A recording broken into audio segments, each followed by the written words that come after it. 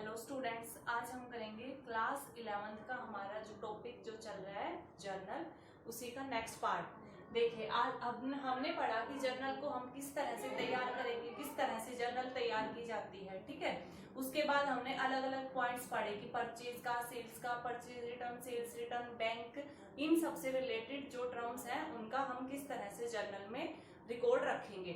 आज का हमारा पॉइंट है expenditure on the installation of machinery and on the erection of buildings. इसमें क्या है कि जब मशीनरी के ऊपर कोई खर्चा होता है या कोई बिल्डिंग का हम निर्माण करते हैं, तब हम किस तरह से जर्नल में एंट्री करेंगे। तो इसमें क्या है, देखिए अभी तक हमने इतना तो पढ़ा है कि हमने मशीनरी खरीदी, तो मशीनरी खरीदी की एंट्री तक हमने पता है हम क्या एंट्री करते थे, machinery account debit to cash या बैंक अकाउंट क्रेडिट। ठीक है, ऐसे करते थे हम। इसमें क्या है कि कई बार जब हम मशीनरी खरीदते हैं तो उसमें हमें दिया मिलेगा कि मशीनरी खरीदी, साथ में उसको मशीनरी को ऑफिस तक, बिल्डिंग तक, सॉरी फैक्ट्री तक लाने का इतना खर्चा हुआ, इनकी भाड़ा इतना लगा। ठीक है, मजदूरी इतनी दी गई उस मशीन को लगाने की और उस मशीन को इंस्टॉल करने की, यानी कि अपने घर में, अपनी फैक्ट्री में उसको लगाने की इंस्टॉलेशन फीस इतनी दी गई। ठीक है, जैसे हम एक टीवी लेके आते हैं मार्केट से, तो टीवी की जो कॉस्ट है वो तो है ही है। ठीक है, उसके अलावा हम बोलते हैं कि इसका कैरिज जो है, यानी कि उसका भाड़ा, उसका कैरिज कितना हो गया, उसका कैरिज हमें पड़ गया मान लीजिए 100 रुपए उसको घर तक लाने का। ठीक है, 100 रुपए उसको घर तक लाने का। अब उसका इंस्टॉलेशन उसका कितना हुआ, यानी कि उसको लगाने का खर्चा कितना हो गया, उसको लगाने का खर्चा हुआ 300 रुपए, उसने लगाने वाले ने उसको लगाने का लिया। तो टोटल हमारे पास टीवी कितने का पड़ा, 20,400 का। वो टोटल टीवी हमारे घर तक आने तक कितने रुपए का हो गया था, 20,400 का।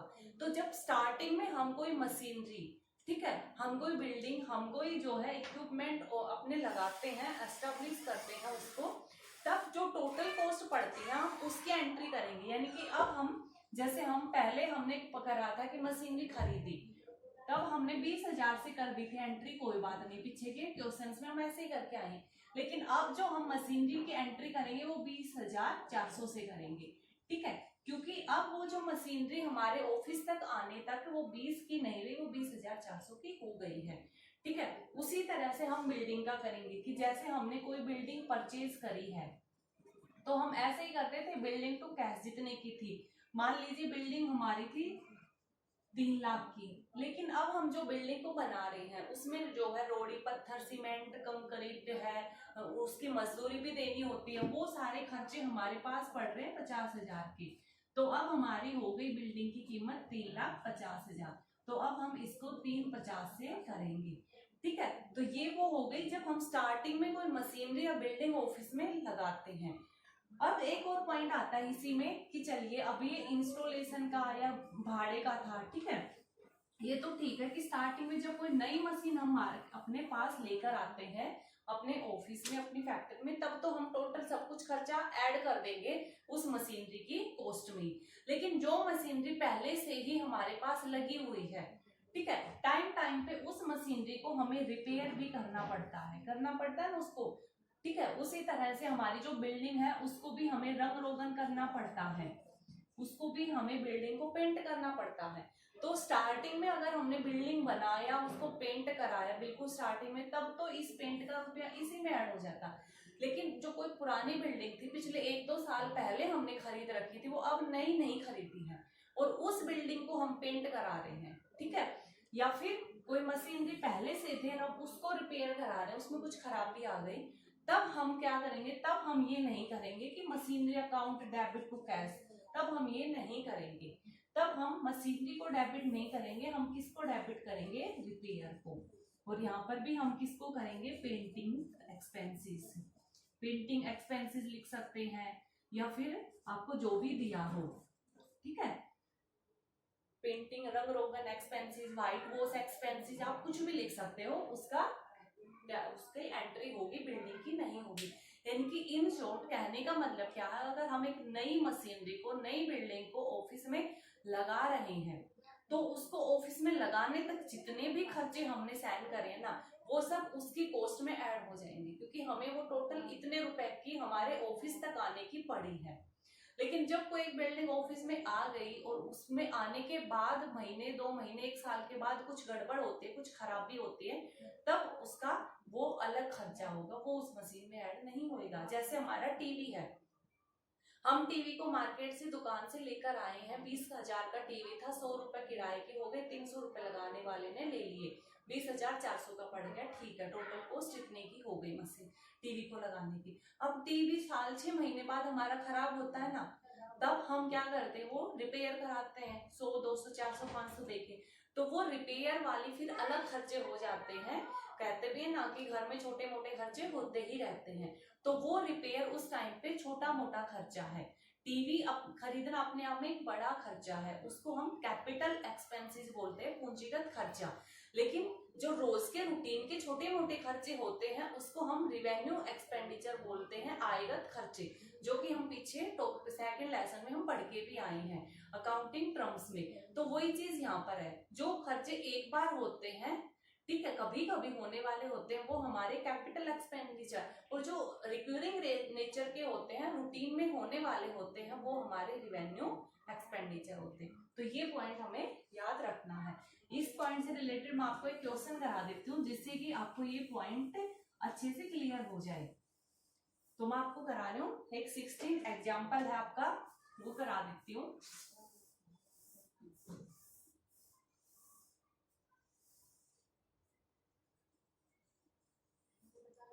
16 एग्जाम्पल है आपका। देखिए हमें क्या करना है, हमें journal of Radha Kamal and sons की बनानी है, हमें जर्नल बनानी है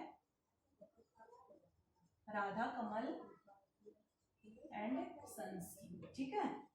इसकी हमें बनानी है LF ledger folio, amount debit और अमाउंट क्रेडिट, ठीक है, पार्टिकुलर। तो सबसे पहले हमें क्या दे रखा, देखिए यहाँ पे डेट नहीं दे रखी, सीरियल नंबर दे रखा है। तो फर्स्ट सीरियल नंबर में हमने क्या किया है कि port goods from Nilesh for cash 50,000, also paid ₹1,000 for their carriage. हमने जो है नीलेश से कुछ सामान खरीदा है कैश में, और उस सामान को अपने यहाँ तक लाने के लिए हमने 1,000 रुपए कैरेज के भी दिए हैं, भाड़े के भी दिए हैं, ठीक है। तो हमारा क्या हो गया, हमने सामान खरीदा नीलेश से, तो परचेज अकाउंट तो हमारा डेबिट होगा, हमें पता है, ठीक है। उसके बाद हमने क्या दिया है, उसको किराया भाड़ा दिया है, ठीक है, कैरिज इनवर्स। कैरिज इनवर्स भाड़ा होता है दो तरह का, कैरिज इनवर्स और कैरिज आउटवर्ड्स, ठीक है। आउटवर्ड्स होता है जब हम बेचते हैं, ठीक है। तो देखिए अगर आपको पजल हो जाते हो इनवर्स आउटवर्ड्स में, ठीक है, कि कैरिज इनवर्स कब आएगा, आउटवर्ड्स कब आएगा, तो आप एक चीज याद रखिए। देखिए जब हम परचेज करते हैं, सामान को खरीदते हैं, तब वो सामान हमारे पास आता है ना, हमारे पास, ठीक है, यानी कि इन मतलब अंदर होता है, जो रूटीन में मतलब हम छोटी क्लास में हमने पढ़ा है, इन मतलब अंदर, यानी कि सामान बाहर से हमारे पास अंदर आया, ठीक है। तो परचेज के टाइम पे जो खर्चा होता है किराया भाड़ा, उसके लिए कैरिज इनवर्स लिखेंगे। और जब सेल्स होता है तो हम क्या करते हैं, हमारा सामान हम बाहर भेजते हैं, ठीक है, हमारा सामान बाहर जाता है हमारे पास से, तो बाहर जाता है तो आउट, ठीक है। तो बाहर के लिए हमारा हो जाएगा कैरिज आउटवर्ड्स। तो यही चीज है बस, अगर माल को खरीदते वक्त कोई किराया भाड़ा खर्चा हुआ तो कैरिज इनवर्ड्स में डाल देंगे उसको, और बेचते वक्त हुआ है तो कैरिज आउटवर्ड्स में, ठीक है। कैरिज इनवर्ड्स डेबिट होगा या क्रेडिट होगा ये अलग से याद रखने की जरूरत नहीं है, परचेज डेबिट होता है, ठीक है। तो इसके साथ जो कैरिज होगा वो कैरिज इनवर्ड्स भी डेबिट होगा। इनकी अगर आपको अकेले में कोई एक नंबर में पूछ ले कैरिज इनवर्ड्स का डेबिट बैलेंस है या क्रेडिट है, तो आप कैसे याद करोगे, अगर आपको याद नहीं है तो आपको ये पॉइंट तो याद रह जाएगा कि कैरिज इनवर्ड्स क्या होता है, परचेज के साथ होता है, और परचेज क्या होता है, डेबिट, तो कैरिज इनवर्ड्स भी क्या हो जाएगा, डेबिट। तो और सेल्स क्रेडिट होता है तो कैरिज आउटवर्ड्स भी क्रेडिट। तो हमने माल खरीदा है, सामान खरीदा है, तो माल खरीदने के लिए तो हम परचेज का यूज करते हैं। अगर कोई मशीनरी कुछ एसेट्स खरीदती होती तो हम मशीनरी या फिर बिल्डिंग इसको डेबिट कर देते हैं, यहाँ पे माल का यूज है, ठीक है, तो हम परचेज सबको लगाएंगे। ये आपको पहले भी पॉइंट क्लियर करा चुके हैं। तो परचेज डेबिट कितने का सामान खरीदा था? 50 का। भाड़ा कितना लगा है? 1000 रुपए का। तो टोटल हमारे पास से फर्म के पास से कितने पैसे गए? 51,000 रुपए टू कैश, क्योंकि उसने ये सामान नगद में खरीदा है। ठीक है, तो टू कैश 51,000। नेक्स्ट आपका second, paid to Sita 9,650 in full payment of her dues of 10,000। हमने सीता को पेमेंट करी है कितने की? 9,650 की, लेकिन सीता का हिसाब किताब कितने से था? 10,000 से। इनकी सीता का से हमें जो 10,000 रुपए हमने देने थे, उसकी पेमेंट, उसकी सेटलमेंट हमने 9,650 में कर ली। तो ये पॉइंट हम पढ़ के आए हैं। देखिए पेमेंट किसको? ये रिसीवर कौन है? Sita. Sita personal account, personal के हिसाब से डेबिट का रिसीवर, तो पाने वाला सीता, तो सीता अकाउंट डेबिट। तो क्या दिया है सीता को? हमने कैश, हमारे पास से क्या गया? कैश, और हमने सीता को दिया है, ठीक है, और हमने कम रुपए दिए हैं उसको, तो हमें डिस्काउंट मिला है। तो जब डिस्काउंट मिलता है तो लाभ होता है, और डिस्काउंट नॉमिनल अकाउंट है, नॉमिनल के हिसाब से लाभ होते हैं तो क्रेडिट में जाते हैं।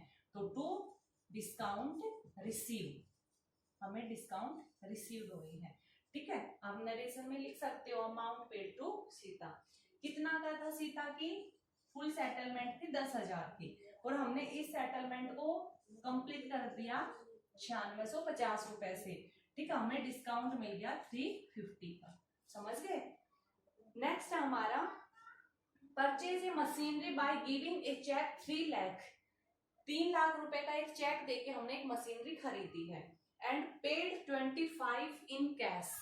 ठीक है, और paid 25 in cash as wages on its installation. एक मशीनरी खरीदी 3 लाख का चेक देके, और प्लस में 25,000 रुपए हमने नगद में दिए हैं।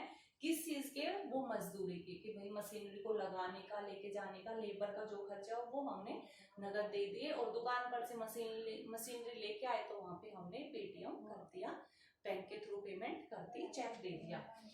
तो हमारे पास देखिए क्या आई है? Machinery, machinery account debit. To हमारे पास से क्या गया है? चेक गया है, तो यानी कि हमारे बैंक का बैलेंस गया, और टू हमने कैश भी दिया है, तो टू कैश। कितने का? 3 लाख का तो बैंक गया है, और मजदूरी दी थी हमने 25,000 की, तो टोटल 3,25,000 के हमारे पास वो मशीनरी पड़ गई। क्योंकि नई मशीनरी लेके आए थे, इसलिए वेजेस जो मजदूरी का खर्चा था 25, वो भी मशीनरी की ही लागत मानी जाएगी।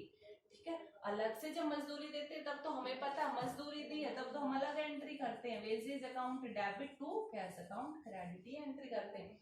लेकिन यहाँ पर अभी ये मजदूरी किस मशीनरी के लिए दी गई है? वो मशीनरी जो अभी बिजनेस में हम लेकर आए हैं, अभी हमने लगाई है।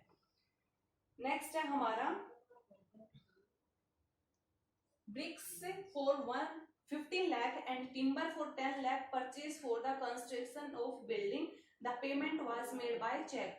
एक बिल्डिंग बनानी थी हमने, उसके लिए ब्रिक्स को खरीदने के लिए, ईंटें खरीदने के लिए 15 लाख की और 10 लाख की हमने लकड़ी खरीदी है, और इसका भुगतान हमने चेक के थ्रू किया है। तो हमने ये जो ईंटें और ये लकड़ियां हैं, ये किसके लिए खरीदी है? बिल्डिंग के लिए। तो इनकी कीमत किस में जाएगी? बिल्डिंग में। तो building account debit to cash account credit.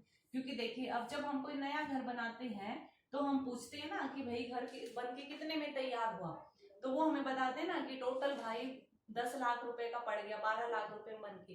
वो हमें ये तो नहीं बताते कि इतने की ईंट आई, इतने की लकड़ी, इतने की वो जितनी भी लकड़ी, ईंट, मजदूरी, पत्थर, बजरी आए, वो सारे मिलकर ही हमारे किसकी कॉस्ट बनते हैं? उस बिल्डिंग की, उस घर की। ठीक है, तो टोटल कितनी हो गई थी? 15 लाख की ईंट थी और 10 लाख की लकड़ी थी, 25 लाख का हमारे पास वो बिल्डिंग का सामान पड़ गया था। नेक्स्ट है हमारे पास 1 लाख रुपए की एक ओल्ड मशीनरी खरीदी है। इसके लाने में 5,000 रुपए किराए भाड़े के दिए हैं, और तुरंत ही इसकी मरम्मत पर 20,000 रुपए भी दिए गए हैं।